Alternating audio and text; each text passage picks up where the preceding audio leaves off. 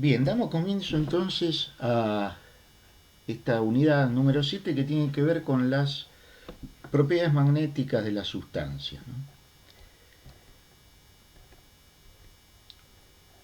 El anillo de Rowland. Bueno, es un dispositivo básico que consta de una bobina, un solenoide que está unida en sus extremos de tal forma de conformar una rosca, ¿no? Como se la ve allí. Eh, la finalidad de este dispositivo es generar un campo magnético uniforme, un campo magnético uniforme por dentro de su eje de simetría, ¿no? Eh,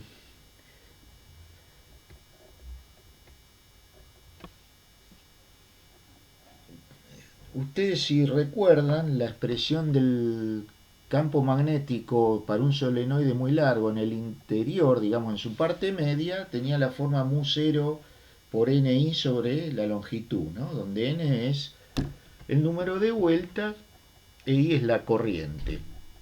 Eh, digamos, esa expresión es para el campo magnético en el centro del eje de simetría de ese solenoide muy largo. Recuerden que si el solenoide era muy largo, el campo magnético en los extremos decaía más o menos a la mitad de ese valor. Eh, Concretamente a la mitad. Si uno toma el solenoide y lo vuelve a unir por los extremos, entonces la particularidad es que en las puntas se sumarían ambos medios y volvemos a tener el entero que tenemos en el interior. Por lo tanto, eh, esta configuración ayuda a concatenar las líneas de campo de tal forma de generar un campo magnético uniforme. No es la única manera de generarlo.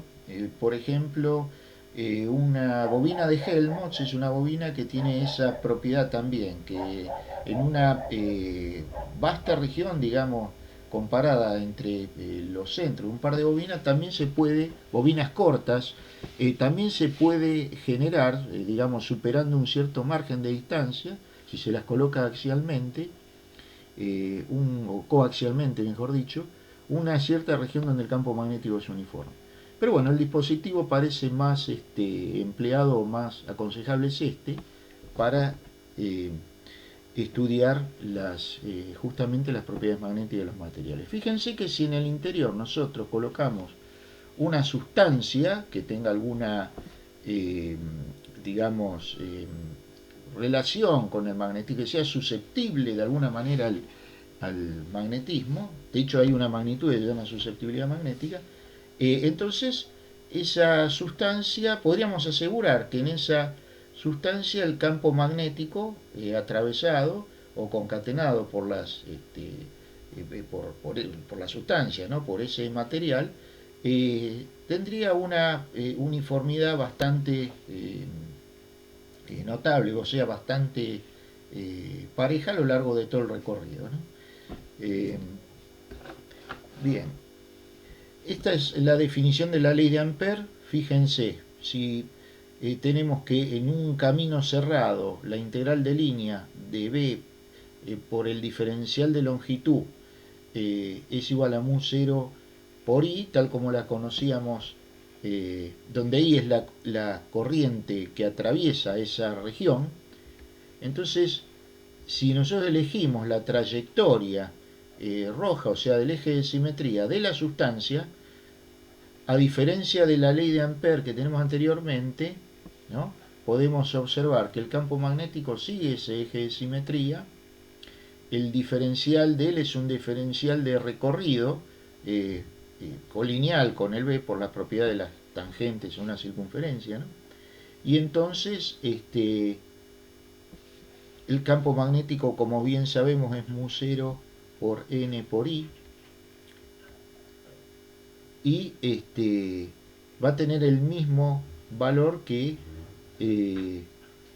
digamos que en la parte, como ya lo dijimos, eh, central de un solenoide muy largo. Eh, Bien, aquí tenemos que, nosotros, digamos, ya habíamos visto en la unidad 5 que podíamos pensar a, digamos, eh, a la estructura de un átomo, ¿no? Como una corriente elemental, ¿no?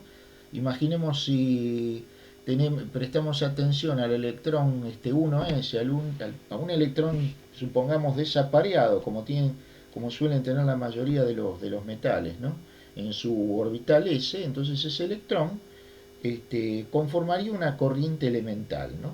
Y con ello un dipolo magnético, ¿sí? De acuerdo al modelo de Bohr, es fácil imaginárselo orbitando planamente, ¿no? En una trayectoria que sería circular. Entonces, de tal manera, esa corriente elemental generaría un momento dipolar, que como ya vimos era el producto de la corriente por el área, y que se representa por un vector perpendicular que pasa por el centro de esa espira, ¿no? Bueno, las características generales a través del estudio por el anillo de Rowland genera tres tipos de conclusiones general para los materiales, ¿no? Los paramagnéticos, los diamagnéticos y los ferromagnéticos. En los paramagnéticos, digamos que predomina el efecto de orientación de los dipolos respecto el efecto por agitación térmica, ¿sí? Eh, y entonces, bueno, eso es sobre todo debido a un campo magnético externo, ¿no? Y de esa manera, el efecto de orientación, el campo que genera la sustancia es mayor que el campo magnético resultante antes de haber sido colocada la sustancia allí.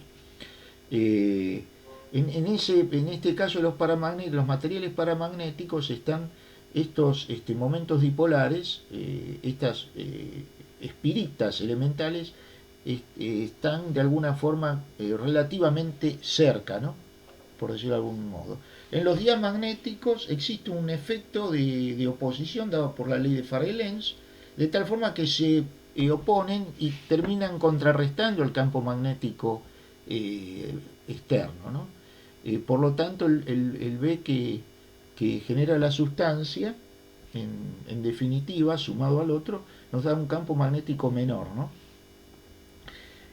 Y mientras que en los materiales ferromagnéticos, digamos, impera un gran efecto de orientación, porque allí, bueno, ahí hay toda una cuestión, hay una teoría eh, que bien, si bien se explica por la mecánica cuántica, hay todavía hay zonas, hay puntos un tanto oscuros en cuanto a que no se termina de explicar del todo, pero digamos que este fenómeno está descrito sobre todo por la orientación de los espines magnéticos, de los momentos dipolares magnéticos de los electrones, y que estas corrientes elementales, a diferencia de los paramagnéticos, pueden suponerse que están orientadas un tanto separadamente, ¿no? Además hay una teoría de los dominios magnéticos, es decir, regiones donde localmente los campos magnéticos son paralelos, pero tienen otra orientación respecto a los que son paralelos de otro dominio, ¿no?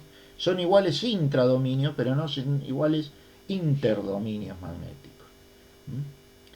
A medida que la sustancia se va magnetizando, esas fronteras entre los dominios magnéticos va desapareciendo, ¿no? De tal forma que se va conformando cada vez un dominio más grande y hasta que se llega a la saturación de la sustancia, donde prácticamente todos están orientados en la dirección del campo magnético externo.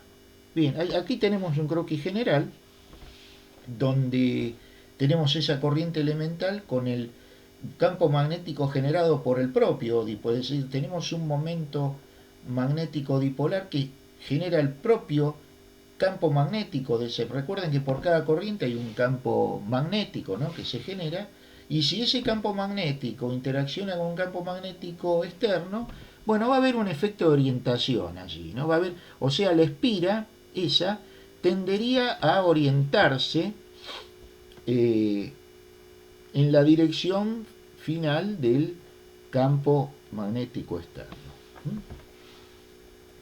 Eh, bien,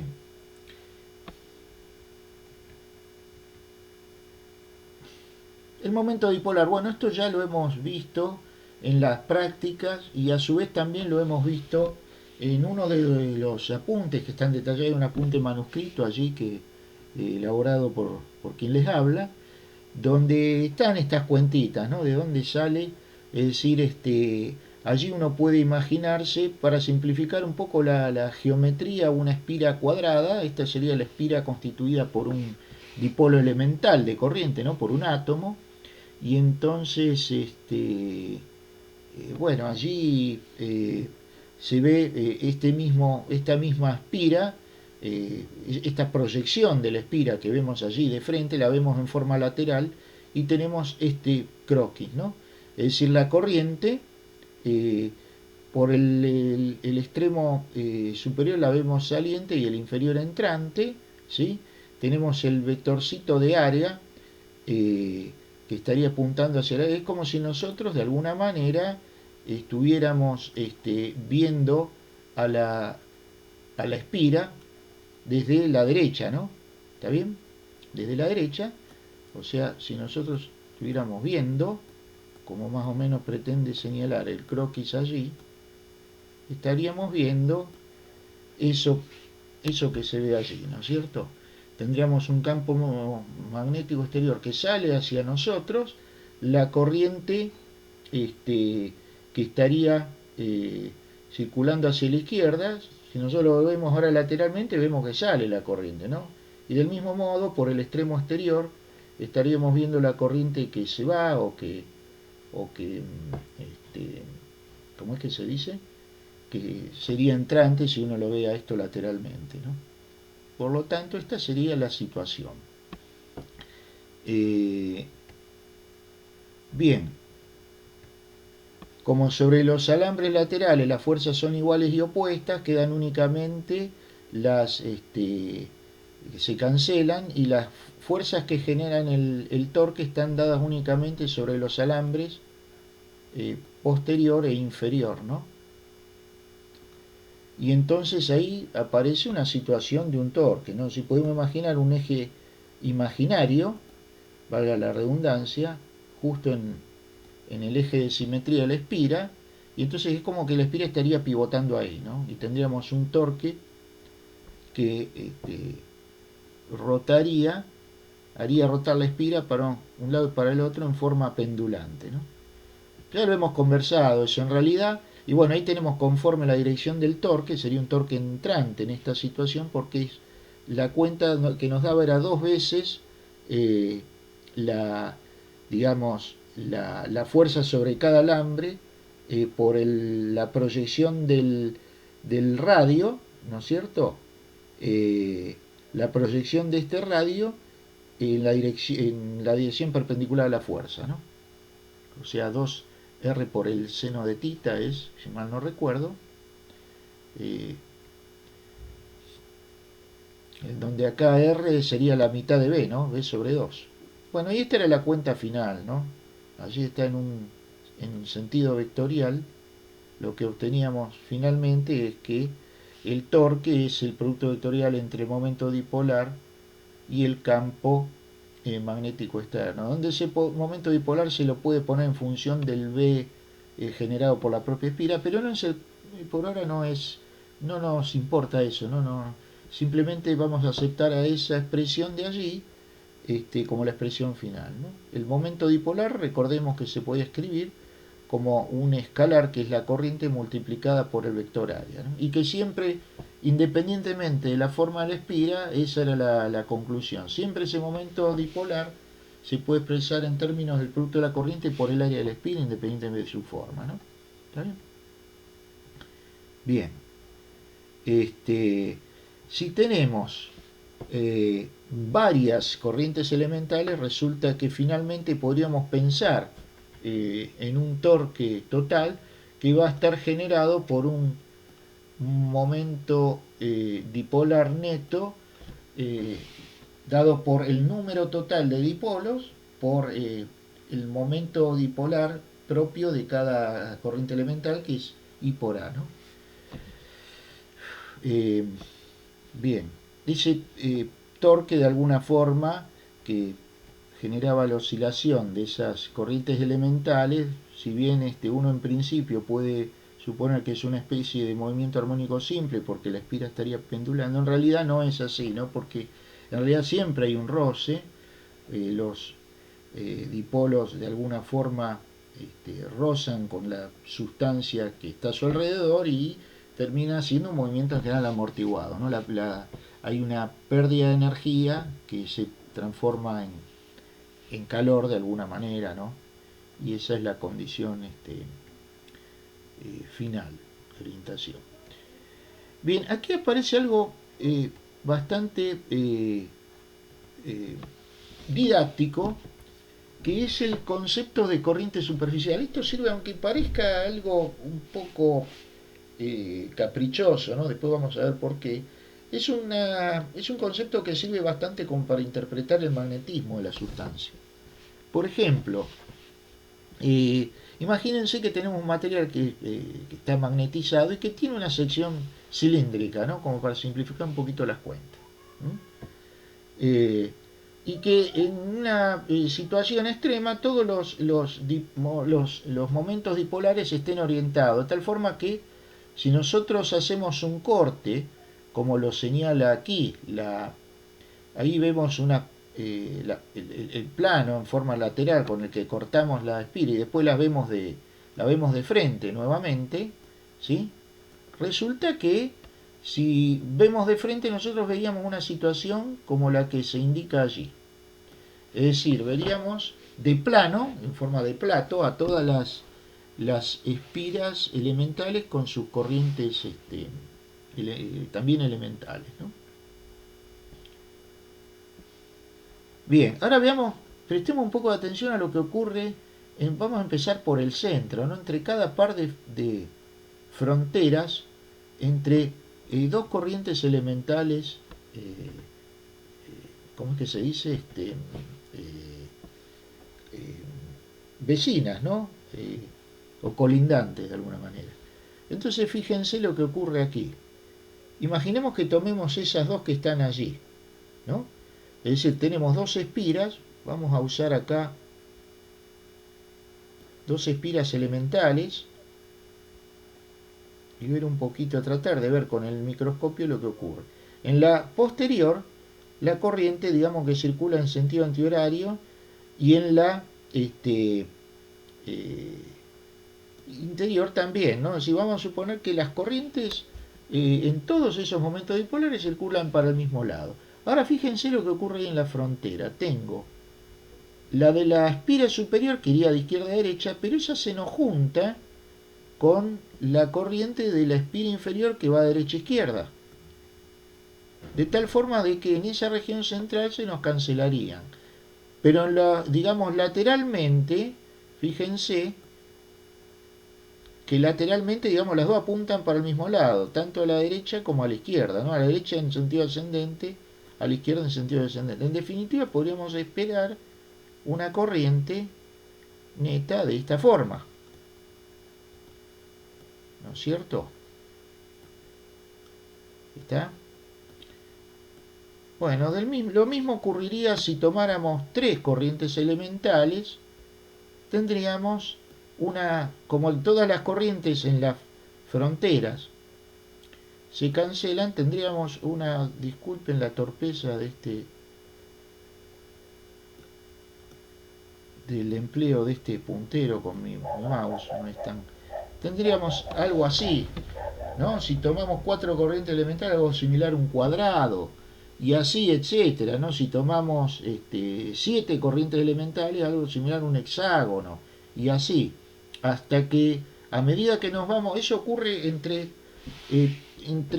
cada par de corrientes elementales donde hay una frontera, ¿no?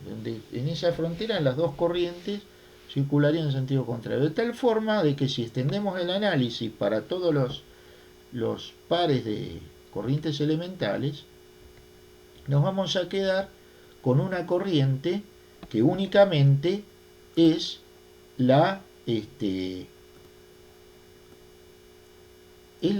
es una corriente que va a ser, nos vamos a quedar con la corriente que pasa únicamente por la superficie. y esa corriente va a tener un valor igual al de las n corrientes elementales por el valor de cada corriente elemental, ¿no? Donde esas n corrientes elementales guarda que no son, n ahí no sería el número total de dipolos de la sustancia, sino solamente la de una feta, ¿verdad? Para tener el número total deberíamos incluir todas las fetas, entendiéndose por feta el plano que contiene únicamente una capa de átomos, ¿no? Para tener el número total de dipolos orientados, imaginemos una situación extrema, ¿no? Donde tenemos en el límite de saturación, bueno, tendremos que considerar todas las capas, es decir, todos los átomos de las sustancias.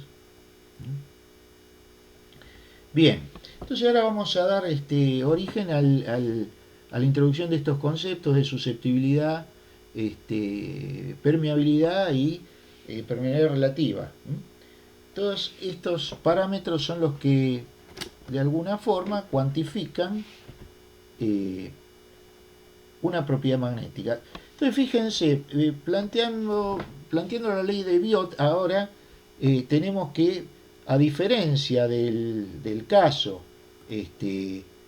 tal como lo conocíamos de Biot en el espacio, ahora aparece un término que va a tener que ver con las corrientes superficiales, que es este término que tenemos acá a la derecha, ¿no?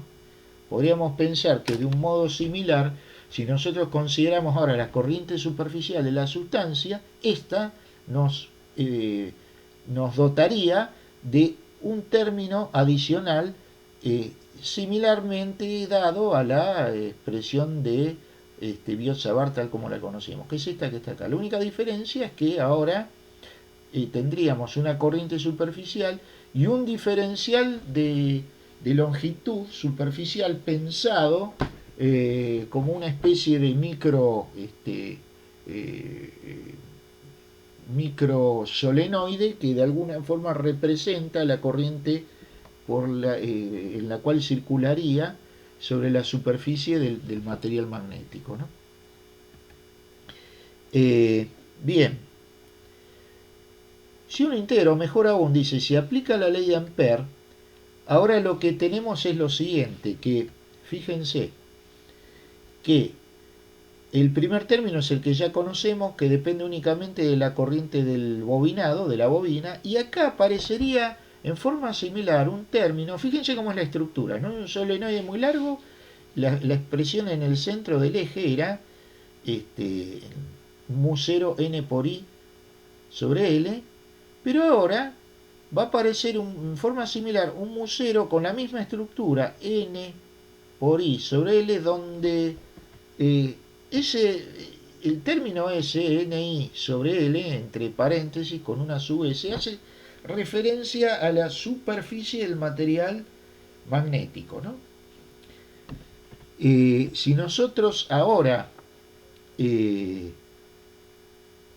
definimos como la parte esta que no tiene paréntesis, ni sobre L, lo llamamos vector excitación magnética, insistimos que ese vector excitación magnética o intensidad magnética también se lo llama en algunos textos, se representa con la letra H y no tiene, ese vector no tiene nada que ver con la acción de la sustancia, es decir, esa es la componente que depende únicamente de la corriente solenoidal. Esa corriente I que figura aquí no hay que confundirla con la I sub S. La corriente I es la corriente dada por el solenoide, por la bobina, mientras que la I sub S es una corriente asociada, digamos, equivalente sobre la superficie del material. Ya creo que habíamos charlado que esa corriente en realidad no es una corriente real, nadie nunca se quedó pegado por algo o sintió alguna patada o algún tipo de molestia por haber agarrado un material magnético. Simplemente es una corriente que de alguna manera estaría asociada y que de alguna manera nos sirve para interpretar el magnetismo, ¿no? No es una corriente real, sino una corriente de alguna forma asociada o digamos imaginaria que para ello sirve. Bien, entonces la digamos que H es la excitación magnética, y a lo que figura aquí entre paréntesis podemos considerarlo, entre paréntesis con una sub S, ¿no? Como un una eh, más allá de la corriente superficial, una nueva magnitud que se define como magnetización. Fíjense que tiene la misma dimensión que H, o sea, las mismas unidades, podríamos decir, en amper por unidad de longitud o amper vuelta por unidad de longitud, pero que tiene que ver con la contribución de la sustancia, ¿no? O sea, esto que está, el primer término tiene que ver con el solenoide o bobina,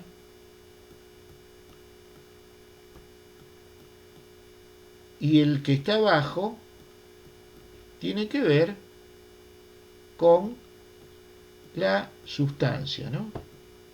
La contribución del solenoide o bobina y la contribución de la sustancia en definitiva.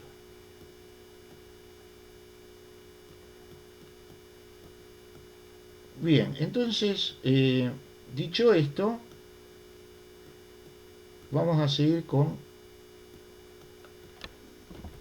el relato, ¿no?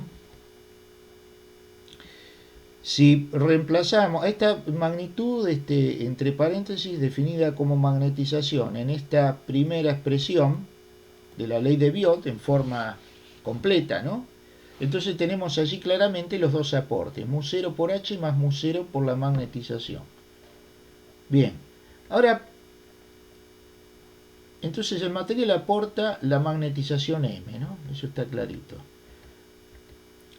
Ahora definimos un nuevo concepto que se llama susceptibilidad magnética, entendida como el cociente entre la magnetización y la excitación o intensidad magnética, ¿no? Y como ustedes pueden imaginar, es una magnitud adimensional, porque dijimos previamente que M y H tenían la misma dimensión. O sea, chi es un número bajo este sistema de unidades, ¿no? Ustedes en el texto, probablemente, aquellos que tengan el texto de Peñate, va a figurar, se va a definir a la susceptibilidad como una magnitud que refería al cociente entre algo que se conoce como imantación, que es la misma idea que M, pero tiene una diferencia en cuanto a las dimensiones, y H. Entonces el chi tiene la misma unidad que el mu0. Bien, acá manejamos una notación un poco distinta como para que las tengan a las dos, ¿no? La que más está en uso actualmente es esta, ¿verdad? Por eso es que las ponemos acá. Entonces fíjense cómo sigue esto. Si reemplazamos M de la expresión anterior y la reinterpretamos como chi por H, y en esta expresión sacamos como factor común el mu0, resulta que nos queda eso que tenemos a la derecha, ¿no? Si ahora definimos nuestra permeabilidad como dada por este segundo miembro, entonces resulta que ya no tenemos B igual a mu0 por H, sino que tenemos el B, o sea, el campo magnético neto, dado por los dos aportes, como un mu por H. Donde el mu es esto que está aquí, ¿no? ¿Está bien? Bien. Entonces el mu se va a definir como mu0 paréntesis 1 más chi. Bien. La permeabilidad relativa es el cociente entre mu y mu0 y por lo tanto va a ser el 1 más chi. Entonces, fíjense que si en lugar de mu ponemos mu r por mu0, lo cual podemos observar despejándolo en esta expresión, tendríamos que finalmente el campo magnético neto, dado por los dos aportes, es ese que figura en el recuadro, ¿no? ¿Está bien? Bueno, aquí dice que al igual que las propiedades eléctricas son sobreabundantes, es decir, si bien hay tres magnitudes, con solamente interpretar, teniendo como datos dos, se puede calcular la tercera, ¿no?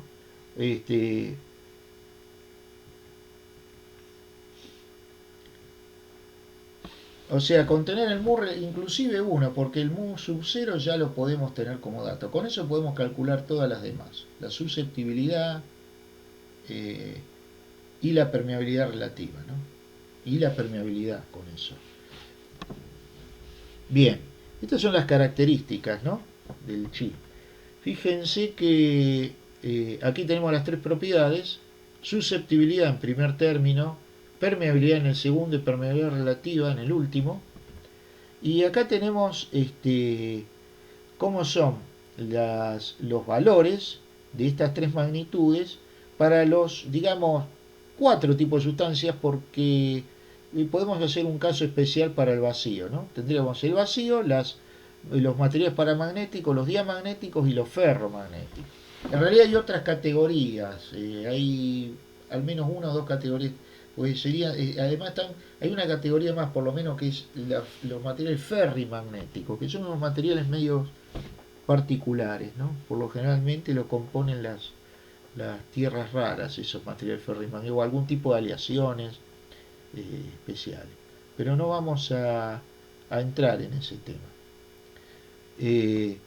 Bien, entonces el vacío, el, el chi tiene que ser igual a cero, porque recuerdan cómo era la expresión: mu igual a mu sub 0 por paréntesis 1, ¿no? Más chi. ¿Recuerdan esto? ¿Mm? Bien. El chi tiene que ser 0 para que mu sea igual a mu sub 0, el valor del vacío que está ahí abajo, ¿no? ¿Está bien? ¿Cómo es el chi para los materiales paramagnéticos? Y un poquito mayor que 0. En los materiales paramagnéticos el material hace un aporte positivo, aunque no muy grande, y entonces el mu es un poquito mayor que mu 0, por lo tanto el chi tiene que ser un poco mayor que 0, ¿no? En los materiales diamagnéticos al revés, dijimos que están dominados por los efectos de la ley de Faraday, y acuérdense que ese es lo que aporta entonces el material contrario a la tendencia del aumento del campo magnético exterior, del flujo magnético exterior, es negativo. Hay un signo menos ahí que dijimos tantas veces que estaba dado por Lenz, ¿no? Entonces el chi tiene que ser menor que 0. Y tiene que ser menor que 0, pero nunca menor que menos 1. Es decir, nunca podemos sacarle a la sustancia más energía de la que le entregamos, ¿no? O sea que el chi es menor que 0, y entonces eh, esa es la característica de los materiales. Al ser menor que 0, el mu es menor que mu 0, ¿verdad? ¿Está bien? Que es lo que tenemos acá abajo. Y en los materiales ferromagnéticos, el chi es mucho mayor que 0, por lo tanto el mu, mucho mayor que 1 inclusive, el mu es mucho mayor que mu 0, que es lo que tenemos acá. Bueno, el mu relativo es el cociente. Si mu es mucho mayor que mu 0, mucho mayor que 1 para los ferromagnéticos. Si mu es menor que mu 0 en los diamagnéticos, entonces el cociente mu sobre mu 0 es menor que 1. En los paramagnéticos es mayor que 1 porque el mu es un poquito mayor que mu 0 debido a este registro anterior. Y en tanto que en el vacío es igual a 1 porque mu es igual a mu 0, ¿no? ¿Está bien? Bien. Fíjense lo que acá hicimos una modificación. Bueno, faltó la parte de animación en cuanto a esto que está acá. Pero bueno, vamos a describirlo de todos modos, creo que se va a entender. Tenemos esta gráfica. Dijimos que B era el campo magnético total, y nosotros vamos a ir controlando de alguna forma al vector excitación magnética o intensidad magnética por intermedio de la corriente. Es decir, nosotros lo que tenemos es un solenoide o bobina donde por intermedio de un reóstato, un potenciómetro, cualquier circuito en el que podamos dominar la corriente, si manejamos la corriente vamos a manejar también el H, ¿no es cierto? Entonces ahí, bueno, uno podría establecer una tablita. Tenemos como expresión final que el B, el vector de inducción magnética, es el producto entre el mu, que es guarda que acá mu es la permeabilidad magnética, no es un vector. El que es un vector es H. Por ahí confunde el hecho en que toda la expresión está en negrita, ¿no? El mu no debería estarlo porque es un escalar. Pero B y H sí son vectores, ¿sí? los que tenemos aquí a la derecha en la tabla. ¿Está bien? Ahora fíjense, si nosotros estamos diciendo que la permeabilidad magnética es una constante en la sustancia, entonces la relación que hay entre B y H debería ser una recta. Bueno, de hecho no es así, eso es bastante similar a una recta únicamente en los materiales de tipo paramagnético, donde, o de tipo diamagnético si se quiere, donde estaríamos eh, en esta parte más o menos de la curva, es decir, ante una gran excitación magnética, el material no se le movería mucho el amperímetro, ¿no? Por decirlo de alguna manera, y no contribuye tanto. Entonces se puede suponer que más o menos, con una buena aproximación, una buena región, la inducción, el vector inducción magnética y excitación magnética son lineales. Pero no ocurre esto de ninguna manera en los materiales ferromagnéticos, ¿no? De hecho, esta curva que aparece aquí es la que lo representa, ¿sí? Fíjense que ahí uno puede aproximar con una recta, pero en un dominio muy reducido, ¿verdad? En el dominio es todo esto que tenemos más a la derecha. Y fíjense cómo evoluciona la curva. Para nada uno puede decir que haya una relación lineal entre B y H, ¿no? ¿Está bien? Inclusive tampoco lo es en los materiales paramagnéticos, miren cómo se los digo. Pero bueno, vamos a lo que entonces justamente tiene mucho que ver qué es lo que se entiende por propiedad, ¿no?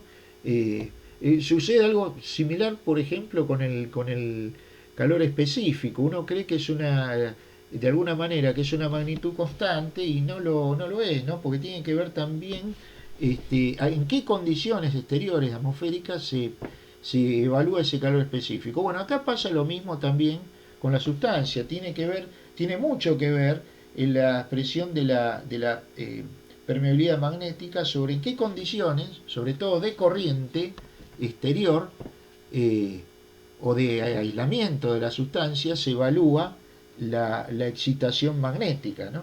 ¿Está bien? Entonces, eso de la permitividad permeabilidad, perdón, como una constante es bastante relativo, ¿sí? Eh, Bien, es lo que dice acá esta primera parte del texto, ¿no? El que mu es variable, por lo tanto mu por h no es una recta. Esta curva se la va a llamar curva de magnetización.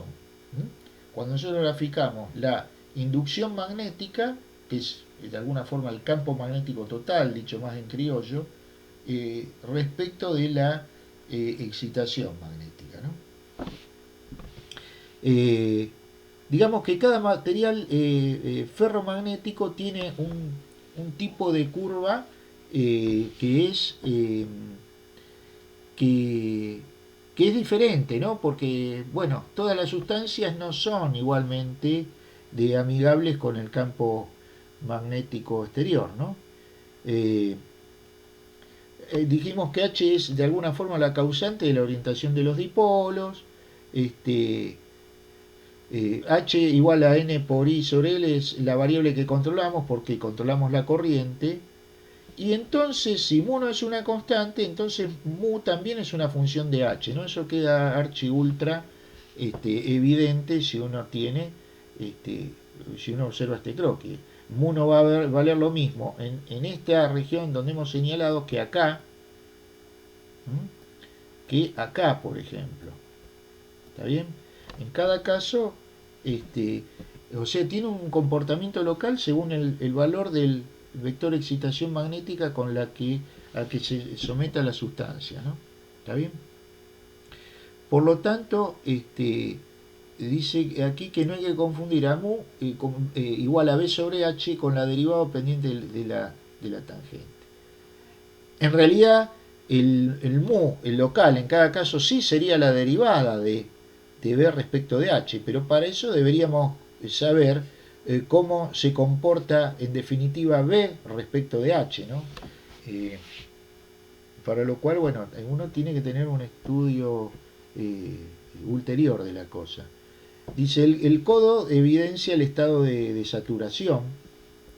O sea, en esta región prácticamente nosotros alcanzaríamos digamos, el punto de máximo y con ello lo que se conoce como saturación magnética. Es el punto donde prácticamente todos los dipolos se orientan en el sentido del campo magnético exterior, ¿no? En estos materiales, o sea, acaso los ferromagnéticos, el aporte del material al vector de inducción magnética es muy grande, ¿no? Al B es muy grande. Ciclo de histéresis, bueno, en el ciclo de histéresis vamos a ver cómo es la historia completa. Nosotros arrancamos con una corriente en un sentido determinado y las vamos haciendo crecer de a poco. En el material ferromagnético la inducción magnética evoluciona de esta forma, hasta que se llega al estado límite de saturación, ¿no? Es decir, a medida que vamos aumentando hacia la derecha, llega un momento donde el valor alcanza un estado máximo de inducción magnética y a partir de allí no crece más. ¿Qué es lo que se puede pensar posteriormente? Bueno, que uno vuelve para atrás sobre la curva, o sea, empieza a disminuir el valor de la corriente y cuando llega al valor cero, resulta de corriente el campo, que sería ese valor, el vector de inducción magnética no se hace cero como al principio, sino eh, que tiene un valor determinado, ¿no? Eh, Bien, ese vector, ese valor de B se llama campo magnético remanente de la sustancia, ¿no? Y para eliminarlo resulta que tendríamos que eh, digamos, aplicar a nuestra bobina una corriente en sentido opuesto, ¿no? Fíjense, si la corriente toma valores ahora negativos, el H también, quiere decir eso que el H va a estar orientado en sentido contrario a lo que tuvimos inicialmente, y conforme uno aumenta cada vez más negativamente, el tamaño del campo magnético para cada valor de corriente va disminuyendo, ¿no? De corriente negativa, hasta que llega un momento donde sí se hace cero. Ese valor de corriente para el cual el B se hace cero se llama fuerza coercitiva. Pero la idea es que, bueno, o sea, con esto uno puede pensar que el material magnético tiene una suerte de memoria, ¿no? Es decir,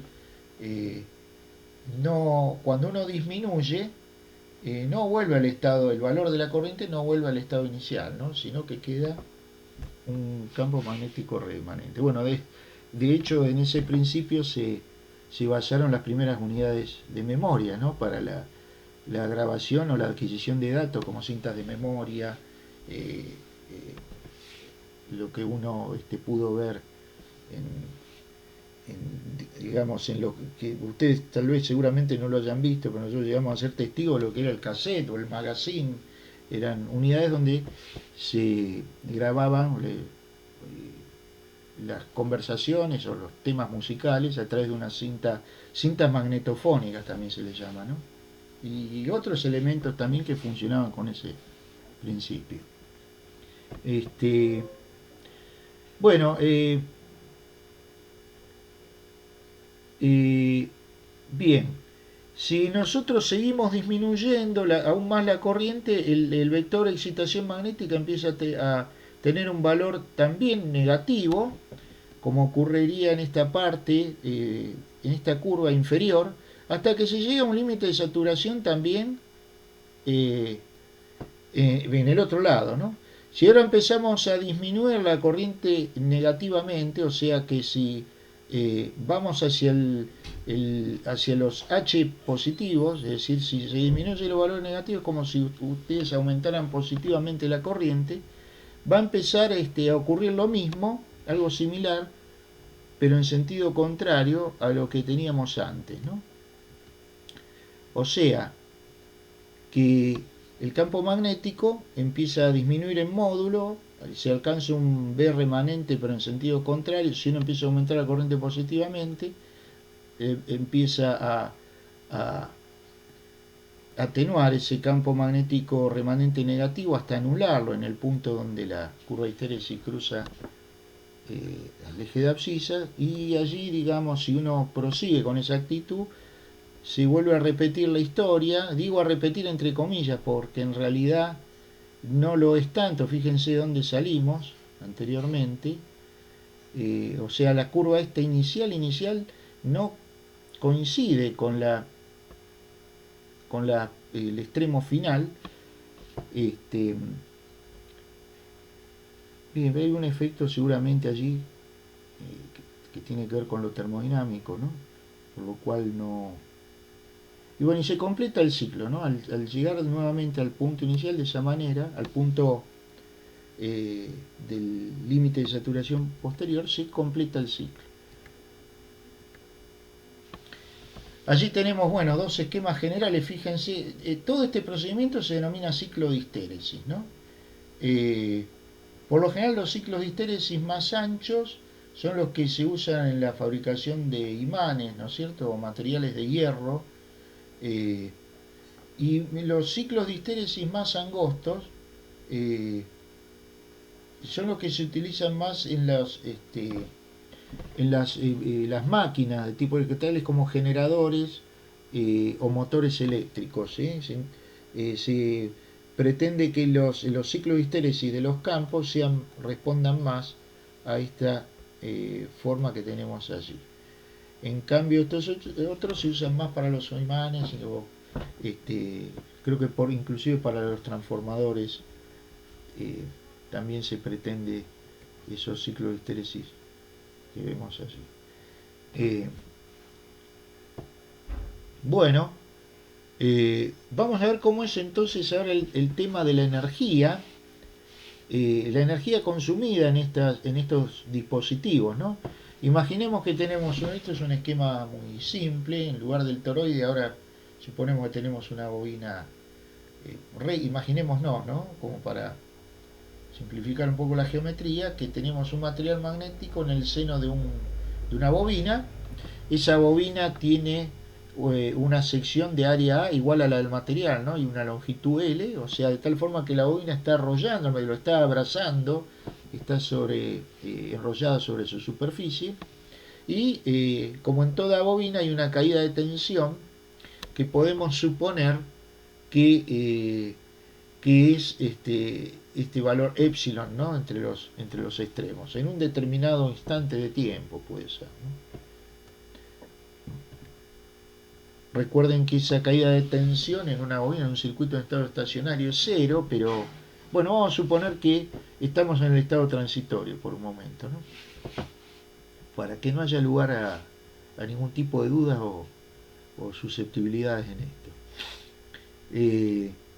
Bien, entonces allí tenemos lo que es la potencia.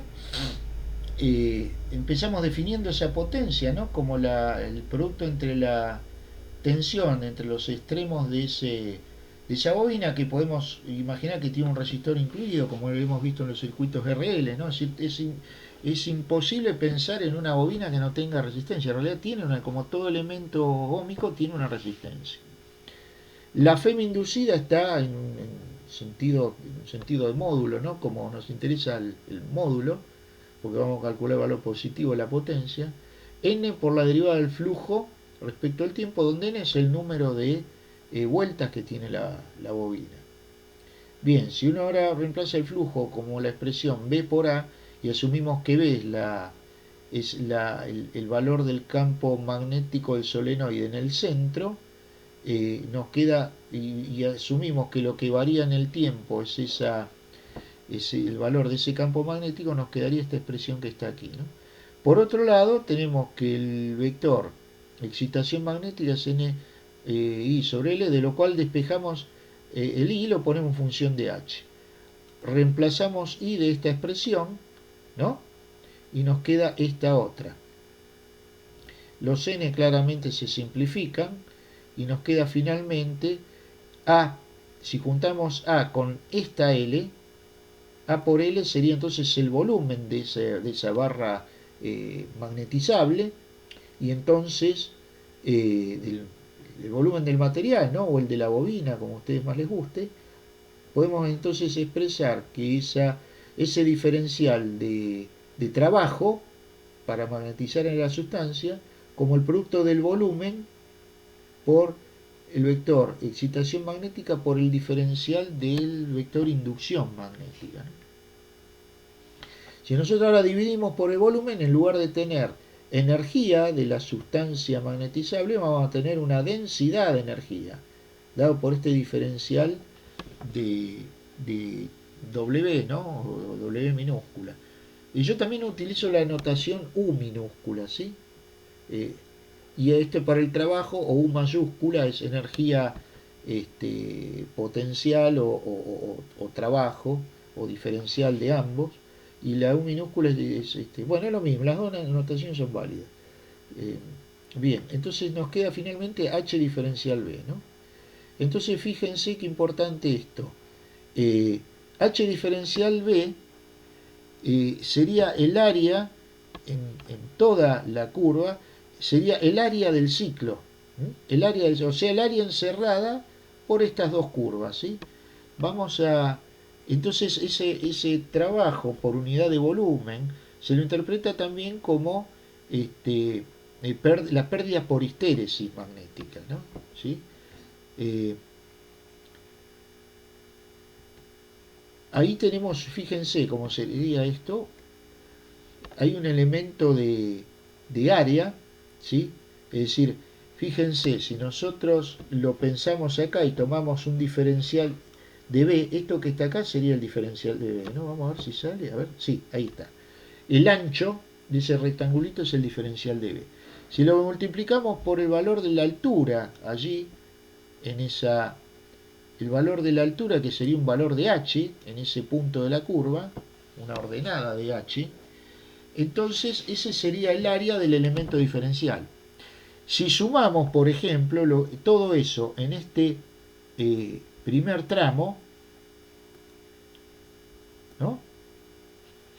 Donde h va desde 0 a, ¿cómo es que se dice? A el valor ese donde alcanzó el valor del rectángulo, o más aún, podríamos suponer el h final en el estado de saturación magnética. Entonces lo que tendríamos en ese primer tramo de la curva es todo el área por debajo, vamos a representarla así de alguna manera, todo el área por debajo de esa curva, ¿sí? ¿Está bien? Bien. Si uno ahora pega la vuelta y empieza a disminuir el campo, el vector de excitación magnética, o sea, con ello la corriente, ¿no? Resulta que la otra porción de área, por ir en sentido contrario, sería el equivalente a un área negativa. Si uno la descuenta, fíjense a esa zona doblemente rayada, hasta llegar de nuevo al h igual a 0, lo que les queda es la porción del área del ciclo en este primer cuadrante. Si uno extiende esas mismas ideas a todo el ciclo, entonces lo que está encontrando es la pérdida por histéresis, ¿no? ¿Por qué uno dice que es pérdida? Bueno, porque en definitiva lo que uno va a encontrar ahí adentro es una pérdida de energía total. Es algo similar a lo que vieron en termodinámica a través del ciclo de Carnot, si se quiere. Bueno, es algo similar a ello, ¿sí? Como en todo ciclo, que es una curva cerrada, uno puede imaginarse de alguna forma que se trata esto de una curva de tipo una función de estado, y que, bueno, como uno vuelve al punto original, la variación de energía potencial es cero, pero sin embargo uno piensa en que el área cerrada, bueno, uno tiene algo que represente, digamos, en este caso el área encerrada de alguna forma representaría una pérdida por calor, ¿no? Eh, por lo general la sustancia magnética, cuando se la magnetiza, toma un cierto valor de temperatura.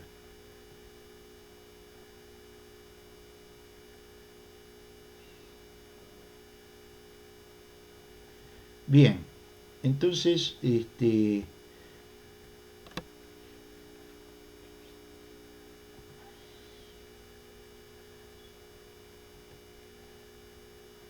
bien, allí lo que estamos viendo es,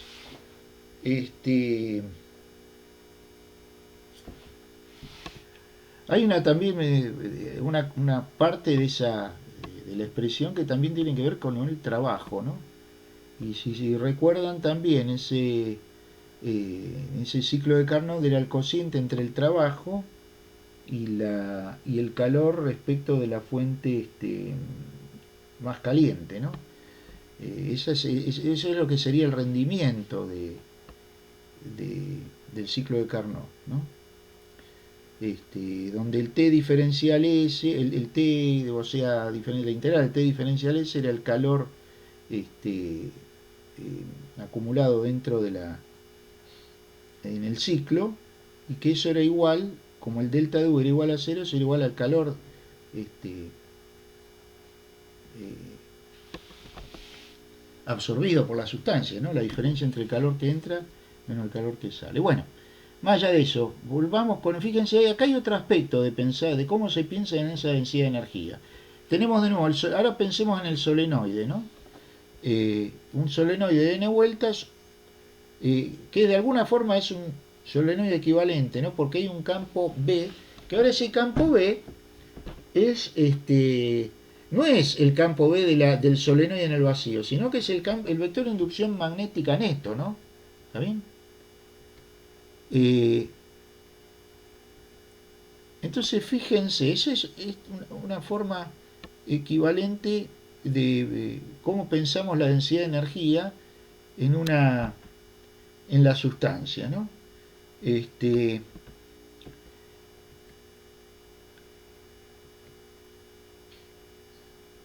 en realidad, corrijo, este campo magnético B es el del solenoide, perdón, porque aquí fíjense que ahí está la clave, ¿no? El, el solenoide tiene el campo magnético generado por el solenoide es mu 0 por H, no es mu por H. Y bueno, se plantea la energía como un diferencial de potencia por el diferencial de tiempo. Perdón, el diferencial de energía es la potencia por el diferencial tiempo. Y bueno, la FEM inducida, debido a la autoinductancia, es el valor de la autoinductancia por la derivada temporal de la corriente. No sé si recuerdan eso. Y bueno, el resto de los factores es lo que tenemos allí, ¿no? Uno acá puede simplificar los diferenciales tiempo, entonces el integral tiene la expresión de la energía un medio, esta expresión harto conocida, ¿no? La energía en la bobina es un medio de L, ¿no es cierto? Por el I, un medio de L por la inductancia por el cuadrado de la corriente. Ahora, eh, vamos a ver lo siguiente, fíjense, esa inductancia la podemos expresar en función del flujo de la corriente y del número de vueltas, ¿no?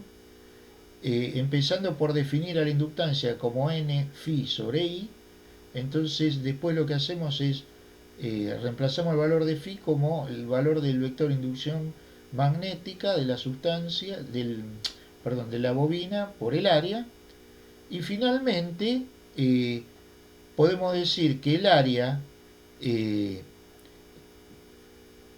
este área que está acá, multiplicado por la longitud, que digamos esa longitud va a venir de considerar, de poner al B en función de H, ¿no? B es eh, este B que está acá, digamos, comenzamos diciendo que el H es N por I por L y despejamos la corriente, esta que está acá, y la ponemos, perdón, la corriente ponemos en función de H, y entonces nos queda el, finalmente esta expresión, ¿no? Un medio de B por A por H por L. Y nuevamente acá H y L es el volumen. Si pasa dividiendo, finalmente la densidad de energía es un medio de B por H, ¿no? Y comparando con el esquema de lo que sería el B en función de H, resulta que si uno toma sobre abscisas el B y sobre H y H lo considera como ordenada, el área por debajo de esa curva es la que corresponde al triángulo. Fíjense que es el área de un triángulo, ¿no? Un medio de la base, un medio de B por la altura, ¿sí? ¿Está claro? Entonces puede pensar que la densidad de energía tiene esta forma, o podría ponerlo en función de H asumiendo que B es mu0 por H, entonces quedaría un medio mu0 por H al cuadrado, o en función de B asumiendo que H es B sobre mu0, ¿no? Y tienen esas dos expresiones en forma equivalente. Bueno, esto que está acá tiene que ver con los polos magnéticos. Uno arranca, nosotros esto lo habíamos en realidad planteado como I diferencial de A, la integral cerrada, un elemento de área, lo habíamos pensado como el momento dipolar magnético, ¿no? Ahí lo define con una M, pero también uno podría pensarlo como una suerte de masa magnética, ¿no? Eh, y acá, digamos, bueno, plantea el concepto de magnetización, perdón, de imantación, que como yo les dije era algo parecido a pero sería el de la imantación. Esto, recuerden que esto entre paréntesis era la magnetización. Entonces la I, que es la imantación, es mu0 por la magnetización. Se lo puede pensar así, ¿no? O como todo el segundo término del aporte del material que habíamos visto anteriormente. Como el momento dipolar magnético es la corriente por el área, de alguna forma uno puede pensar que la corriente es ese momento dipolar dividido el área, ¿no? Entonces ahora uno piensa en esta barra magnetizada, en este imán, como que en los extremos hay dos momentos dipolares, o si se quiere hasta dos masas magnéticas, también se los podría llamar, con signos opuestos, ¿no? ¿Por qué? Porque, bueno, esto es lo que ocurre adentro de la sustancia, ¿no? No le prestamos la atención al campo magnético por fuera, ¿no? Simplemente lo que ocurre adentro de la sustancia. Esos momentos dipolares de alguna manera tienen que tener como cargas magnéticas, asociadas a las cargas magnéticas, signos contrarios, ¿no? De tal forma que en el polo norte se puede asumir que está relacionado a un momento dipolar a una masa magnética positiva, y el polo sur a una masa magnética negativa. ¿Está bien? Entonces fíjense, si nosotros acercamos dos imanes con la misma polaridad, o sea, los extremos del polo norte cerca, hay dos masas, de alguna manera, esto para interpretar el punto de vista de la ley de Coulomb, uno puede decir, bueno, hay dos masas magnéticas asociadas, de tal forma que sería el equivalente a las cargas eléctricas en la ley de Coulomb, que de alguna forma se ejerce una repulsión porque tienen el mismo signo, ¿no? Entonces, fíjense, de la misma forma en como pensábamos a la ley de Coulomb como 1 sobre 4pi por epsilon 0 por el producto de las cargas eléctricas dividido el R cuadrado, acá podemos pensar en una suerte de ley de Coulomb equivalente para el magnetismo como 1 sobre 4pi epsilon 0 por el producto de las masas magnéticas, que serían el equivalente a las cargas eléctricas en la ley de Coulomb, dividido el R al cuadrado. Entonces uno también puede pensar que el campo, el vector excitación magnética, definirlo como el vector definido de alguna forma por la carga magnética M, como el que aparece en ese punto del espacio, está definido por la magnitud H, y también uno lo puede pensar como el cociente entre la F, que va a recibir la carga magnética M', dividido la masa. Recuerden, aplicamos el mismo espíritu, ¿no? Que el campo magnético no depende del valor de la carga de prueba. Acá es como que M' sería una carga magnética de prueba en el seno del campo generado por una M, ¿no? Del campo magnético generado por una M. Entonces, con el mismo espíritu vemos que entonces H es 1 sobre 4 pi mu 0 por el valor de la masa magnética generadora dividido el R cuadrado. Cuando uno tiene varias masas magnéticas que se aplica la ley de adición vectorial, ¿no? Donde acá cada R sub i es la distancia de cada masa magnética interviniente respecto al punto en cuestión, ¿no? Ese es el versor R sub i. Y es la suma porque se aplica el principio de adición vectorial. Si se tiene una distribución continua, entonces, digamos, supongamos que esto es el polo de un imán y el punto este P está mucho más cerca, entonces ahí uno debería plantear la integral del diferencial de masa magnética sobre R cuadrado versor R, para lo cual, para poder hacer el cálculo correspondiente, deberíamos ver cómo está esa masa magnética generadora en función del R, ¿no? Es decir, cómo se la puede poner en función de la distancia al punto donde se tiene que calcular el campo. Todo igual que en el... Bien. Todo entonces igual que en electrostática, ¿no? De la misma... todo, digamos, en forma análoga, ¿no? Decir igual ya es algo un poco más atinado, ¿no? Pero todo, digamos, en forma análoga, a lo que hemos visto en la electrostática. Bien, entonces tenemos dos instancias, un vector excitación magnética generado por corriente, y vamos a ver cómo era el generado por imanes, ¿no?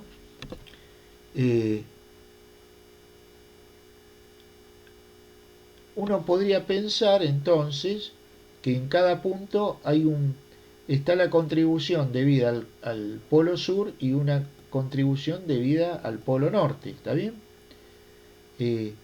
Entonces, esto, el generado por corriente ya lo habíamos visto, acá aplicábamos la ley de Biot,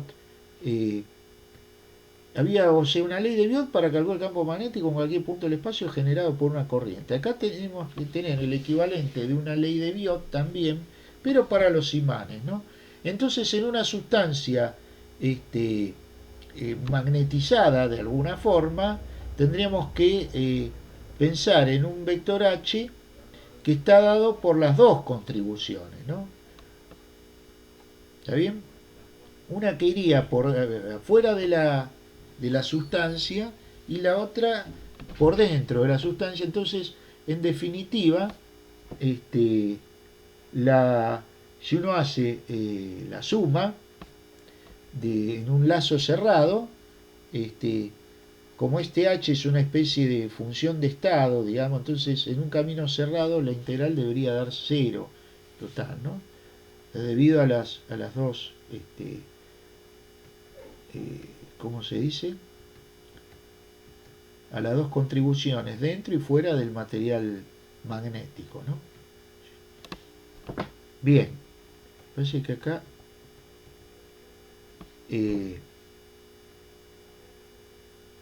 bien, eso es lo que debería ocurrir, ¿no? Y acá lo que dice, bueno, es que las líneas generadas por los polos son abiertas, ¿no es cierto? Si uno piensa en la parte de afuera, ¿no? Del campo, en realidad se involucra también lo que ocurre dentro del material, son cerradas, ¿no? Entonces, bueno, dice, por eso igual que en el campo electrostático se cumple esto, ¿no? Que la integral total en un camino cerrado tiene que ser igual a 0.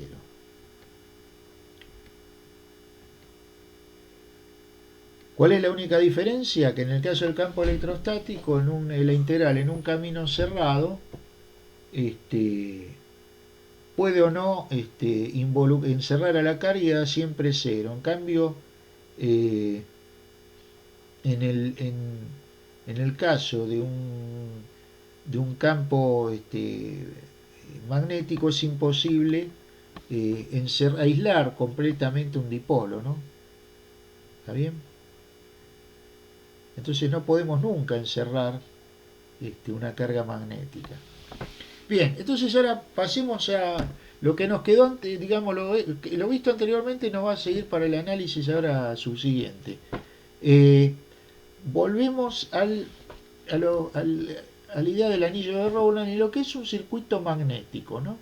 Se lo llama así, ¿por qué? Porque tiene la misma propiedad prácticamente de lo que es un circuito eléctrico, las mismas, no propiedades, características, digamos, ¿no? Podemos pensar en un circuito cerrado y que allí aparece un flujo, ¿no?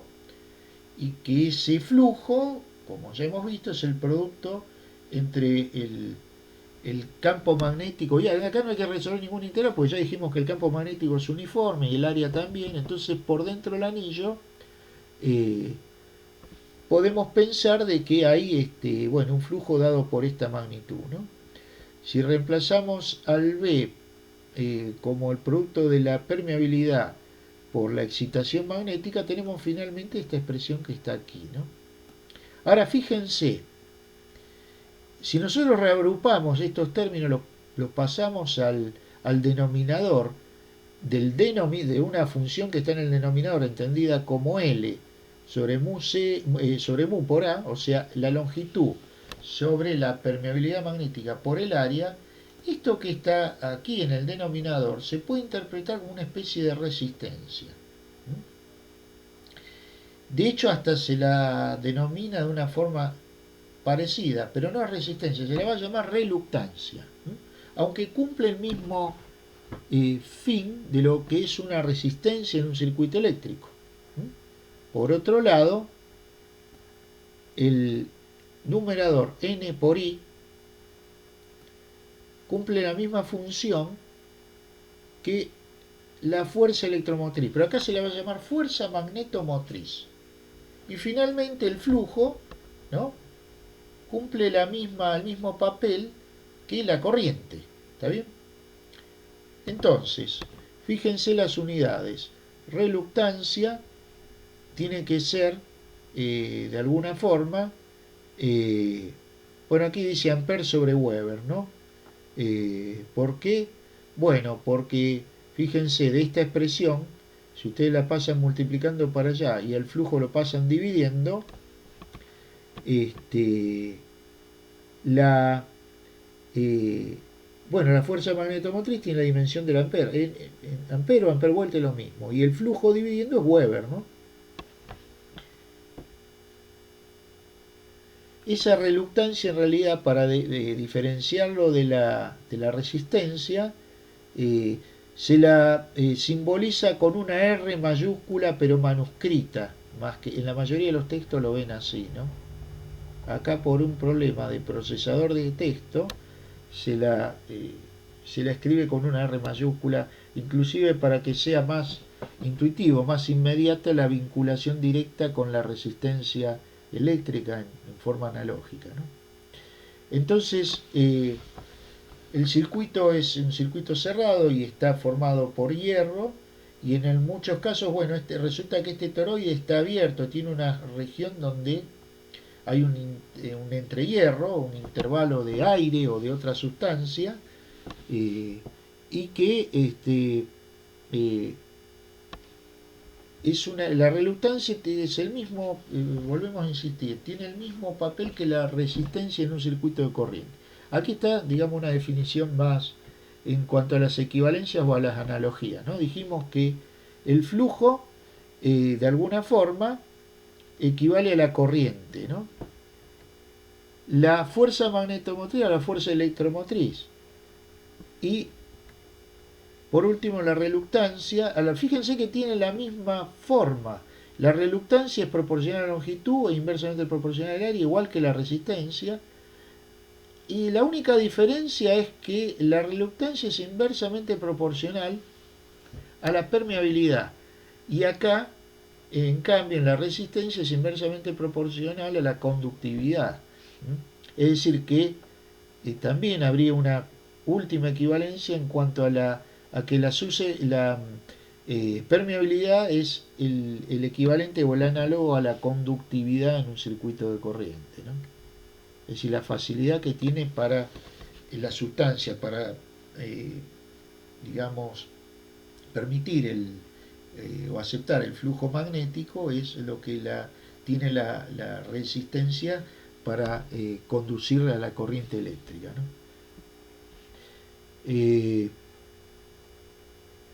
Bien, fíjense que un hecho paradójico es que acá en los circuitos magnéticos, viendo un poquito más de cerca el asunto, es que la fuerza magnetomotriz o la FEM de alguna forma es la fuerza magnetomotriz tiene la dimensión de una corriente. En cambio la FEM no tiene la dimensión de una corriente, sino la dimensión de una tensión, ¿no? Eso es un hecho medio paradójico. En un circuito eléctrico la FEM es el producto de una corriente por una resistencia, ¿no? Mientras que acá no, la fuerza magnetomotriz es proporcional a la corriente. Es decir, eso es algo un tanto paradójico, ¿no? Que el hecho de que en definitiva la fuerza magnetomotriz sea el análogo a la corriente. Bien, acá vemos lo siguiente. Hay una ley de Ampère entonces que uno la podría pensar para la excitación debida a corriente, que es esta que figura ahí, ¿no? Un H diferencial L igual a N por I, ¿no? Que es la misma que nosotros hemos visto anteriormente en la unidad número 6, cuando vimos la ley de Ampère. Habría que multiplicarle los dos miembros por un mu0. Pero, bueno, es otra forma de escribir lo mismo, ¿no?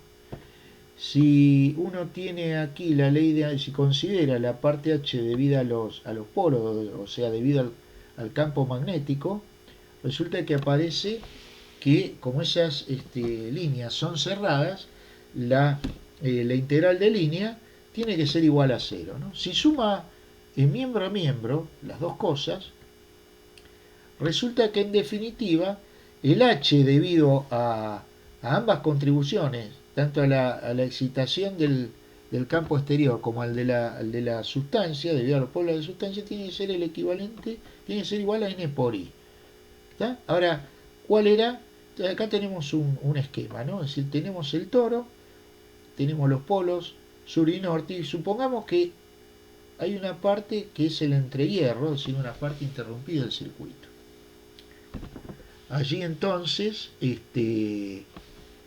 bueno, resulta que en el camino cerrado, H diferencial L, vamos a tener dos contribuciones. Una debido a un H1, que es en el interior de la sustancia magnética, vale decir, al campo magnético debido a los polos dentro de la sustancia, y otra, H0 y L sub 0, debido a el material, a la excitación magnética por fuera de la sustancia, ¿no?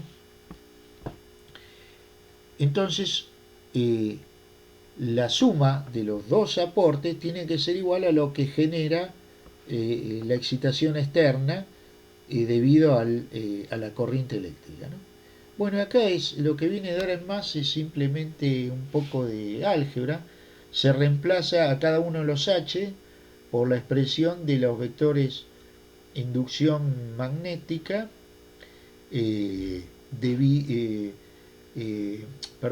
los vectores inducción magnética dividido las permeabilidades en cada ¿cómo es?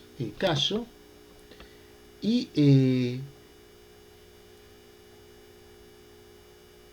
finalmente, si a su vez decimos que consideramos que cada vector inducción magnética es el flujo dividido el área, ¿está bien? Tenemos esa expresión que está allí, ¿no? Donde, bueno, acá habría que hacer hincapié en que esto de alguna forma también es una simplificación, ¿no? Porque, bueno, ahí ya está, figura implícito el tema del área, de cómo es que uno, es decir, evaluar el área fuera en el entrehierro, o sea, fuera del, cuál es el área efectiva fuera del material magnético, no es eh, algo muy simple, ¿no? Por ejemplo, este A sub 0 que está allí, no es algo muy simple de evaluar, ¿no? Pero podemos aceptar que tiene esta forma. Entonces uno de acá puede sacar factor común phi y despejar, y fíjense que el flujo phi, el flujo magnético, es el cociente entre NI que definíamos como fuerza magnetomotriz, dividido la suma de las dos reluctancias, que las podemos asumir que están en serie, ¿no? Es decir, a continuación de la reluctancia debido al material magnético hay otra debido al entrehierro, R sub 1 y R sub 0 respectivamente. Y bueno, eso es todo. Esto que está acá, esa expresión, o en forma más sintética, esta final, se conoce como la ley de Hopkinson. La ley de Hopkinson es el equivalente a la ley de Ohm para un circuito de corriente. Lo único que queda por evaluar es, de acuerdo al caso, qué tipo de resistencia vamos a tener, si es una, o de reluctancia vamos a tener, mejor dicho, si son reluctancias que están en serio, se puede dar el caso de paralelos, puede ser, hay también el equivalente a circuitos de mallas, etcétera, ¿no? Todo eso está bien descrito en la práctica correspondiente, ¿no? La cual vamos a subir durante el transcurso de la semana. Bueno, eso es todo. Y bueno, eh, aquí sin prácticamente nada más que decir, eh, hay que, digamos, lo único que podemos agregar es que sobre esa, digamos, ya dijimos que el tema del área esta no es muy simple de evaluar y que en la mayoría de los casos, si esta separación del hierro es muy pequeña, bueno, uno puede suponer que ese área es prácticamente a la del, igual a la del hierro, ¿no? Y entonces eh, entonces ahí, digamos, de una forma simple se puede evaluar cuál es el valor del flujo, ¿no? Que se supone que es el mismo independientemente del tipo de sustancia que uno quiera. Pero si la distancia es mayor, eh, no es muy pequeña, es una distancia considerable respecto del diámetro o el ancho del hierro, entonces esta área efectiva a sub 0 no es tan fácil porque existe una distorsión. Recuerden de que si ese medio es aire y más aún si el medio es si el material magnético es un ferromagnético, entonces las líneas por ahí por fuera para disminuir grandemente el valor del campo magnético deberían ensancharse, o sea, deberíamos tener una concentración de líneas en el entrehierro muy por debajo de las que tenemos en el hierro, ¿no? Entonces la situación ahí se complica a la hora de calcular ese área efectiva. Bien, en definitiva, bueno, con esto hemos dicho prácticamente todo. Nos queda ahora el tema de, bueno, de tomar un poco más de aprehensión de los conceptos resolviendo la práctica, ¿no? Bueno, eso es todo. Hasta luego.